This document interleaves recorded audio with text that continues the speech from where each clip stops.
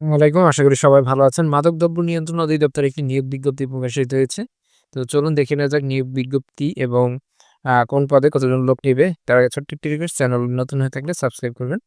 তো যে পদগুলো রয়েছে তার মধ্যে ১ নম্বরেই এখানে সিনিয়র স্টাফ নার্স ৪১ টি। গ্রেড হচ্ছে ১১, ১২,৫০০ থেকে ৩০,২৩০ টাকা। যেকোনো স্বীকৃত বিশ্ববিদ্যালয় হতে নার্সিং বিষয়ে স্নাতক ডিগ্রি বা কোনো স্বীকৃত প্রতিষ্ঠান হতে ডিপ্লোমা ইন নার্সিং বা diploma in nursing science and midwifery certificate ও কোর্সে উত্তীর্ণ এবং বাংলাদেশ নার্সিং ও মিডওয়াইফারি কাউন্সিল কর্তৃক নিবন্ধিত হতে হবে। তাহলে কিন্তু আপনারা আবেদন করতে পারবেন খুবই সহজভাবে। আবেদন শুরু হবে ২৪ মে ২০২৫। কালকে ১৮ বছর থেকে ৩২ বছরের মধ্যে হতে হবে। বয়স প্রমাণের ক্ষেত্রে এফিডেভিট গ্রহণযোগ্য নয়।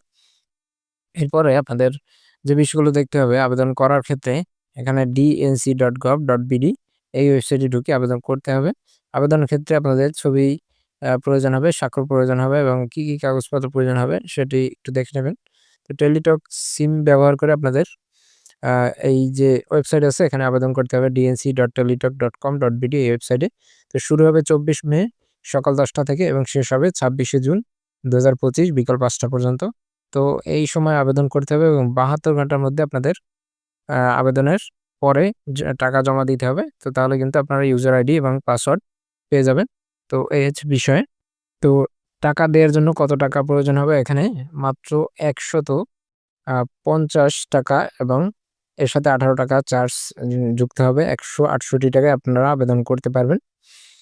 তো এর উম আবেদনের যে নিয়ম সেই অনুযায়ী আপনাদের এসএমএস দিয়ে টাকা জমা দিতে হবে এবং এসএমএস দেওয়ার ক্ষেত্রে এই যে নিয়ম দেয়া আছে সেই নিয়মটি আপনাদের মেনে তারপরে আবেদন করতে হবে।